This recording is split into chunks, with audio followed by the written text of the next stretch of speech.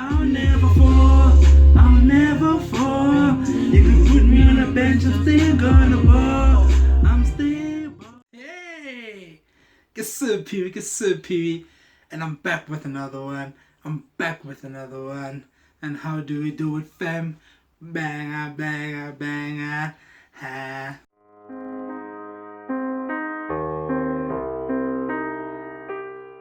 Welcome to chapter 1 of FLP or FLA, which is financial partner or financial assistant. What do you want me to call it? You wanted me to call it FLA or FLP, which is financial partner or financial assistant. Yeah. So I'm just doing this for, you find that you seldom find people that go to next month with still cash flow that's remaining from the previous month. You know, they use up all their salary on 1 month that they have no cash to say, hey, let me reward myself because I still have a few bucks from the last month. Buy sneakers that you saw, and or just save up the cash that you manage to save up indirectly, did not spend. You understand? Mouth is dry, talk too much. So chapter 1 is going to focus on, I'm going to do 12 chapters, but I'm going to do chapter 1 now, which is short, which is an introduction from my side, which is going to be accountable and responsible for your salary. So first up that you need to know is that you need to be financially accountable and responsible for your salary. There's no finger pointing saying it's because of this person, it's because of that person. You are the person that's responsible. Deal with it. You are in the situation because of you. We need to say it. We need to be blank and straightforward with this. And second thing that you need to know is that you're in control of your financial situation. You know, people are saying that even though we have families, I do agree we have families and etc., and they want us to purchase things for them. So, but you need to know that you need to be in control of it and say, hey, I cannot buy this now. I'm financially incapable of getting that now. So the moment you have that backbone to say no to your loved ones, the better you will be. I have to say it. It's the plain truth, people. It's the plain truth. So a couple of questions that you need to ask yourself and answer them honestly. Do you complete your own financial aid paperwork? You're not writing up your budget, checking your bank statements every month, your account statements every month. Was everything that was supposed to be deducted? And did you follow your previous financial budget, and did you pay your bills, if I may say, your bills, or your accounts? The third thing that you need to ask yourself: are you in charge and are you involved in your financial spendings? You understand? Do you have an equal input, or do you have a greater input in telling how you spend your salary? That's very vital, because of in a sense of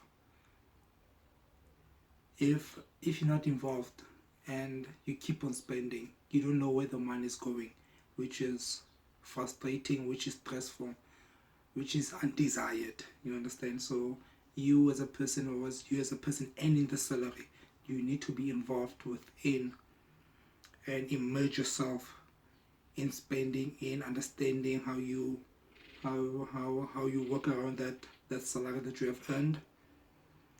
You know, you might get inputs from other people, and you might take their inputs and spend your money there. But remember, it's not their problem, it's your problem. You need to be accountable and responsible for your expenditures. The third thing you need to ask yourself is, do you do proper research before purchasing anything? Because I do research before purchasing anything, but I have this emotional thing. I don't know what. I'm dealing with it. Dealing with my chi. So it is basically, if I can't purchase something that I want, if I cannot purchase it at that current point, at that current moment, I tend to buy small things just to satisfy my sadness. You know, it's a bad thing, guys. I need to stop that. So you need to know that you need to be immersed within your spendings, and you need to be immersed within your salary. You need to do your own paperwork, and you need to do thorough research before spending your money. Answer those questions, and if those questions are not, if the answers to those questions are negative, that means that you have a weak point, and you need to work in turning those negative answers to positive answers. You understand me? You're the fam. I'm here to help you. I'm not in any way here to keep you down. Keep you down. We have to spend money. Skate money don't make money, so they say. So now we're coming into the second part of borrowing money. Okay, for me, borrowing money, I don't like it. It's a nasty, dirty, stressful process. You understand me? But we have to go through that process of borrowing money. Oh, we need to go through that process of borrowing money, and in order to get what we want, in order to achieve some certain goals that we have as people. So when it comes to borrowing money, what do I do, or what do I suggest? Before you borrow money, look at your salary, look at your budget, look at the end of all your expenditures, how much do you have, and would that borrowing of whatever you want to borrow, a loan or whatever, and that monthly installment that you have to pay back to them with the interest, would it kill you? Would it be strenuous to you and stressful, or would it actually fit in within your budget? You understand? So doing thorough research, as I said, you need to do thorough research before you do anything financially. You need to do research. Okay, I'm borrowing this money, meaning that you're going to be obligated to pay that money monthly on time. You need to give that certain amount that you agreed on. Don't give half. Don't give half here. We don't want half. You either pay more or you don't pay at all. You understand? So that's how I live. I check. Research is very important. Like research, oh, you want a car? You say bank will borrow you this much. Bank says, okay, we want to give you this much, but you're gonna give us 5,000 every month. Then you know your budget at the end of the day, at the end of every month, you have 2,000 left to spend yourself. Nah, fam, that's not. You don't need to borrow that money. You need to save up, fam. You understand? Save up, pay that half of the car, then you can go to the bank. Then that 5,000 is not 5,000, maybe it can be 2,000. You understand? Then you're breaking even. Then you have nothing. Then you have a car in the garage with no petrol. Then you need to cut down on your accounts. You understand? You need to make sacrifices when you're borrowing money. Borrowing equals to sacrifices. That's how I view it. That's how I see it. So, ironically, when I thought of this idea a long time ago, that's like take 5 of this video. I've been skeptical of doing this video for years, for days, for a very long time. I've been skeptical, but hey, I'm doing it. I'm here just for you, fam. So what I was thinking of this idea, telling my friends about this, I was like, man, talking about financial things. What is a credit score? In my mind, I was like, a credit score is it's a government report of your financial situation, on how you perform in the class of money, of life, of spending, of incomes, of assets and that whole shebang. So I view it as a report card that the government has on your financial situations. I just explained something. I don't know what I was saying previously now. So I view it that way, of saying that it's a report card that the government has of you, of your financial situations, how you perform. So you borrow money, the previous point that we discussed of borrowing money, influences your credit score on how you are going to pay your loan, you're going to pay whatever you borrowed. Are you paying on time? Are you paying the required amount or more. You know, they scoring you and say, okay, this person is performing so and so we can give him a credit score of so and so, which is which other businesses or organizations, when you want to borrow something in the later stages, they will look at that card and say, hey, you don't qualify because of your in your the problems that you had previously because of your credit score. It will state that this person doesn't pay on time, cannot afford what he wants to borrow. You understand? Things like that. That's why you need to keep a perfect credit score. That report needs to have ACE for you to qualify for anything in the future that you want. So what makes your credit score? This is going to be my last bullet. What makes your credit score? Your credit score is usually, I wrote it down. Don't mind me reading, yeah? I'm not a good reader even. I'm gonna, if you pay your bills on time, yeah. So it's made up, your credit score is made up of, if you pay your bills on time, the total amount of your debt that you have, and how close your credit limit to that amount is. So you see, debt. Do not be in debt. Pay off your things normally as you have budgeted and as you have came to the terms with the third party or with the second party that I'm going to borrow this much and I'm going to pay this much back. Do it, people. You'll be stress free in life. Then the amount of accounts recently opened, their accounts, guys. I feel the accounts are needed and also not needed. Like I have what? Two accounts. Two accounts. I have two accounts and I hardly use them. I can go to the shop and buy things cash to those specific. They tell us that you have this account. I was like, yeah, I'm gonna use it on a rainy day when I really want something due to an event and I can't afford that thing. Then I will use the account. But for now, I'm using cash most of the cases. Then the number of accounts you recently opened, the number of recent inquiries about your credit score. I think you have companies that people that call you, like the call centers of other companies selling you stuff.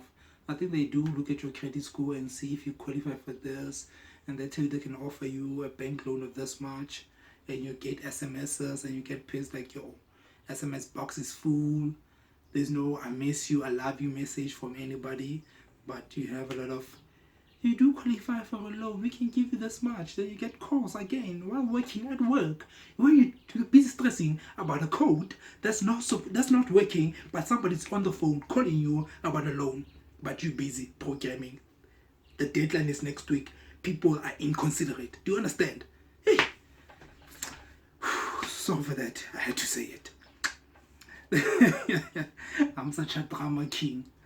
Okay, the different types of accounts currently open, which is 2 for me. I don't think currently open, there are just 2 for me. The number of accounts recently open is just 1, which makes I have 2, which is currently open, which is 2. And the length of time you have been building your credit score. I think the length of time you have been building your credit score, I don't know how it's measured. I think it's measured from the time you are employed or you have your first account. That's when your credit score is open.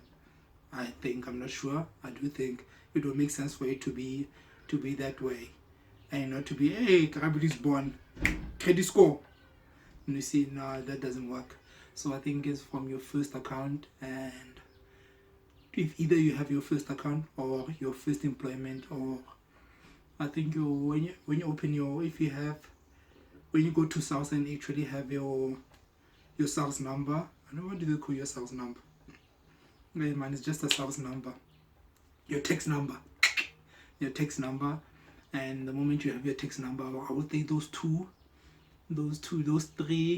scenarios would trigger them saying, okay, let's start a credit score for this person.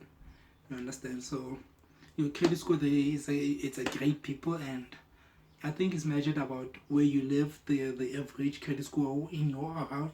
They give you, okay, let me say this proper. What do? They give you your credit score. You get your credit score. Then they give you the credit score of your geographical location, the average of that, and they give you a credit score of the good credit score that is desired, and they will say, okay, to improve your credit score, it's this much. They can give you a few tips to improve your credit score. You can do those tips and whatnot. It's not a mandatory thing. You can do that. Or what else? Yeah, just keep making good credit score, people. It's just so to recap. Let us rewind and recap. Credit score, keep your good credit score. Don't borrow money without needing it. You understand? Borrow money. Borrow money when you need it and when you can afford to pay, according to the terms that you and the party have agreed on, and be involved in your financial situation. Do your budgeting and adhere to your budget. Don't let your emotions control you when it comes to money. Don't make a decision out of a feeling. You understand? Always keep that certain 2,000 aside for partying. I know we human beings, we need to party, we need to buy some things. I always, every month, I keep 2,000 for party. I keep $1,000 for clothing. Sometimes in a month, I hardly go shopping. I hate shopping.